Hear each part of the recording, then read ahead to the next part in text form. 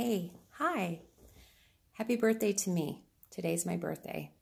I've been planning on doing this for a while, but I wanted to wait until today, and I never imagined how relevant it would be doing this today, given the events that have taken place. This morning when I woke up on my birthday, I heard the horrible news of the shooting in Las Vegas, and it made my heart hurt so bad. And it made me realize that today was the perfect day to share what I've been waiting to share. I've never done this before. I'll probably never do it again, but I have a message, and it's a message that I want to share, and it's an important one.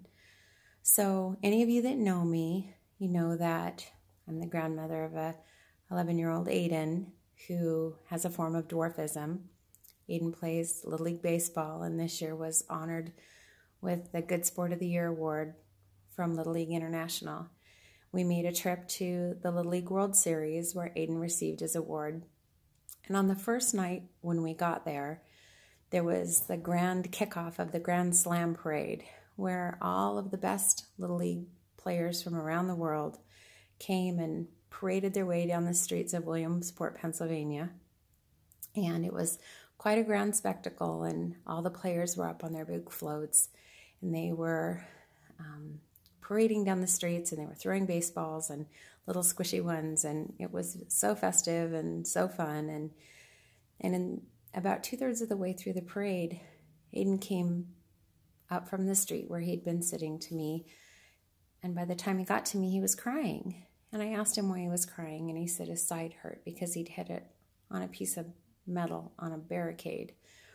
And so I took a look at it, and I could see that he had a red mark, but I joked with him and said there was no blood or guts or anything, so I thought he was going to be okay. But he continued to cry, and I could tell that it was not like him. So we stepped inside the doorway of the Bullfrog Brewery, and we sat on the steps. And as we sat down and got out of the noise of the parade, I knew that the cry was not that of a side ache. And I asked him, "What's hurting? Is your side hurting or is your heart hurting?" And he cried from deep within. And for the first time he said, "I don't want to be a little person. I don't want to be little. I don't want to have short arms. I don't want to have short legs.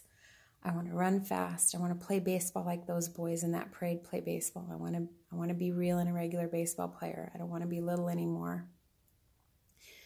And so it was hard to hear, and it was sad and frustrating, and all of the things that he was experiencing.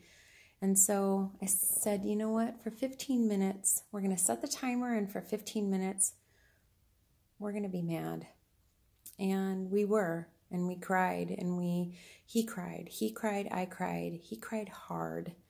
And at the end of that 15 minutes, we talked a lot. We talked about the fact that 2.4 million Little League players were at home, not in Williamsport, Pennsylvania, but there was just a handful, 224 Little League players, and Aiden were 225 who were there because they were baseball players. And he had the opportunity to just celebrate the fact that that's why he was there, was because he was little. And he was okay with that, but it still didn't quite appease him. And through the process of conversation, what I learned was that those boys that were on those great big floats, who were the best Little League players in the world, he was going to be meeting them the next morning. And he was afraid. He was afraid of how he was going to be received. His body's different. He's not the same.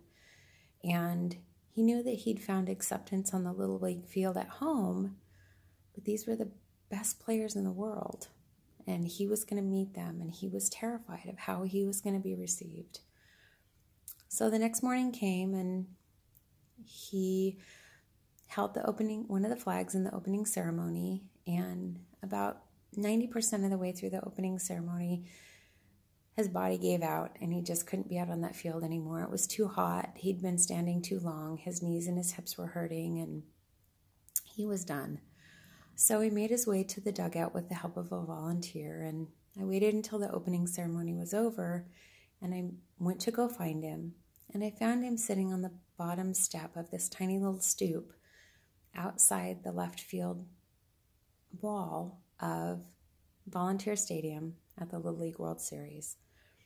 And I no more got to him, and I started to ask him, "Are you okay?" And in that moment, I barely got those words out when the Little League players started rounding the corner from exiting the field of the opening ceremony. And it was as if somebody had stood at that corner before they came around it and said, "When you round this corner, there's going to be a step, and on the bottom step, there's going to be a little boy sitting there, and he's scared to death of what you're going to think of him. Go be nice to him." But of course, there wasn't anybody there, and nobody told those boys to do anything. But they rounded that corner, and there sat Aiden, and systematically, one by one, they stopped, and they high-fived him, and they fist-bumped him, and they hugged him, and they took pictures with him. And the universal language of acceptance was fist-bumping and high-fiving. And in that moment, Aiden had no more fear. We fast forward to a few days later when Aiden sat in a press conference, and I don't even remember what the question was, but the answer was, "I wear my armor when I go in public because I never know how I'm going to be treated, because sometimes in public people don't treat me very well. But there's two places that I don't wear my armor. I don't wear it when I go to Camp Corey, because at Camp Corey I go to camp with kids who are just like me. And I don't wear it when I'm on the baseball field." And in my mind's eye, sitting outside Volunteer Stadium on a tiny little step, is a little tiny pile of armor that Aiden shed that morning. And for the next 5 days, he was just Aiden. And he was accepted, and he was included, and he wasn't different. 11, 12, and 13-year-olds instinctively knew how to be kind. They knew how to be inclusive. They knew how to be gracious. Nobody told them to, they just did it. So that little pile of armor sits there, and we learned a lesson from 11, 12, and 13-year-olds. And throughout the course of the week, Aiden was Aiden, and kindness was kindness. Speaking of Aiden. And so, say hi. Hi. Now go get back in bed. I want to lay down with you. Okay. So today begins Dwarfism Awareness Month. Actually, yesterday began Dwarfism Awareness Month. And normally during Dwarfism Awareness Month, I give facts and details and information about statistics about dwarfism. But what I know is that those kids on that Little League field, they weren't kind to Aiden because they knew statistics about dwarfism. They didn't include him because they knew facts. They were kind because they were kind. And so dwarfism awareness and acceptance is nothing more than kindness. Just being kind to other people. Being gracious. Not pointing, not laughing, not staring, not taking photographs. But just being kind. Because that's what they were. And he spent time in the dugout. Ate ice cream with them. He signed autographs. He had fun. And we watched as there was a time in one of the games where a boy from Japan versus Texas smashed a ball, and it went way out in the outfield. And as that boy was rounding third base, the third baseman high-fived him, they showed good sportsmanship. Yes, they showed good sportsmanship, right? And were they kind? Yes. Yes, they were kind, and they were accepting, and they were inclusive. And so, for Dwarfism Awareness Month, I would ask you to just be kind.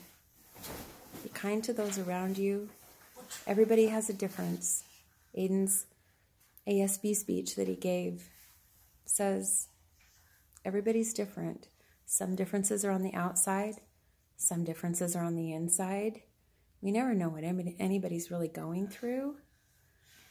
So if we can just tune in and be kind, show kindness, be gracious. It's got to start somewhere. Start it with us. Start it like the 10, 11, 12, and 13-year-olds did.